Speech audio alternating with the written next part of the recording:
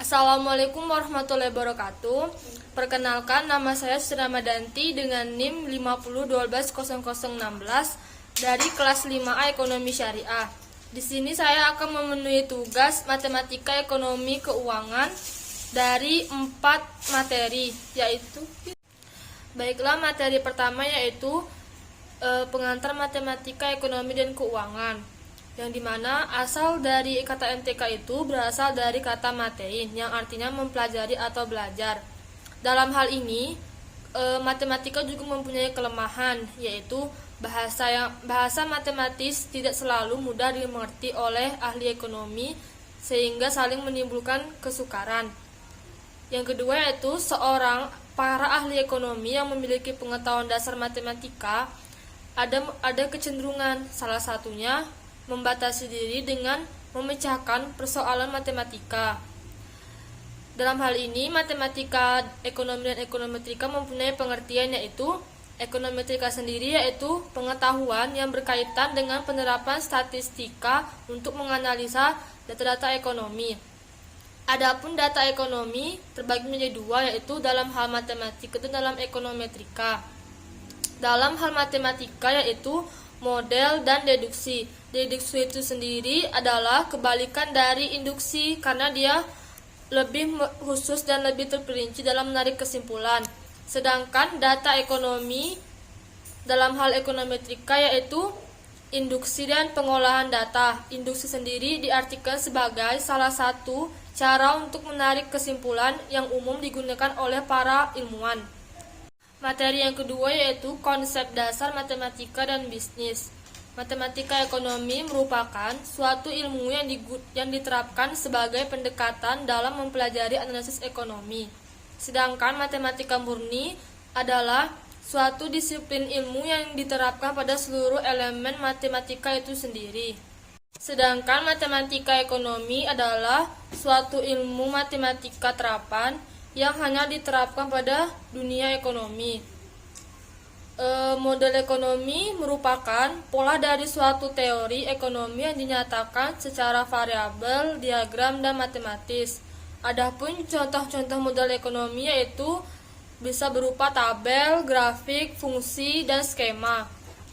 Model ekonomi itu sendiri dapat dipresentasikan secara verbal atau menggunakan kata-kata diagramatis dan matematis.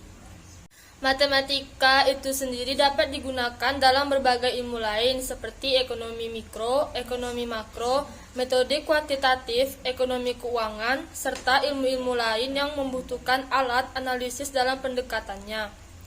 Matematika ekonomi akan memberikan pemahaman bahwa matematika ekonomi dapat digunakan sebagai alat bantu untuk menganalisis model-model ekonomi, terutama masalah perekonomian yang sedang dihadapi. Materi ketiga yaitu hubungan linear dalam penerapan ekonomi. Fungsi linear dalam penerapan ekonomi ada beberapa macam. Yang pertama yaitu fungsi permintaan, penawaran, dan keseimbangan. Fungsi permintaan ini menunjukkan bahwa harga barang dengan jumlah barang yang diminta berbanding terbalik. Sedangkan fungsi penawaran bahwa hubungan antara harga dan barang pada fungsi penawaran ini selalu berbanding lurus. Yang kedua yaitu fungsi biaya dan penerimaan. Yang ketiga fungsi konsumsi dan tabungan. Dan yang keempat analisis peluang pokok. Adapun rumus fungsi permintaan yaitu Q sama dengan min A ditambah BP atau P sama dengan Q per B ditambah 1 per B kali Q. Materi yang keempat yaitu konsep fungsi dan sistem persamaan linear serta aplikasinya dalam ekonomi. Yang pertama yaitu fungsi biaya, penerimaan, dan laba. Fungsi penerimaan itu sendiri disebut juga dengan fungsi pendapatan atau fungsi penjualan. Bisa dilambangkan dengan R atau revenue atau TR total revenue. Adapun fungsi biaya dibagi menjadi dua jenis, yaitu fungsi biaya tetap dan yang kedua variabel cost. Fungsi biaya tetap ini merupakan fungsi yang tidak bergantung pada jumlah produk yang diproduksi. Sedangkan variabel cost atau fungsi biaya yang berubah-ubah merupakan fungsi biaya yang besarnya bergantung jumlah produk yang diproduksi. Selanjutnya yaitu pengaruh pajak dan subsidi pada keseimbangan pasar. Pengertian pajak. Pajak merupakan iuran rakyat kepada kas negara berdasarkan undang-undang yang bersifat memaksa. Sedangkan subsidi merupakan manfaat yang diberikan kepada individu, lembaga, atau bisnis yang umumnya berasal dari pemerintah. Bentuknya bisa bermacam-macam seperti contohnya bantuan langsung tunai atau tidak langsung seperti BBM dan gas bersubsidi. Demikianlah materi yang dapat saya sampaikan. Lebih kurangnya saya mohon maaf. Wassalamualaikum warahmatullahi wabarakatuh.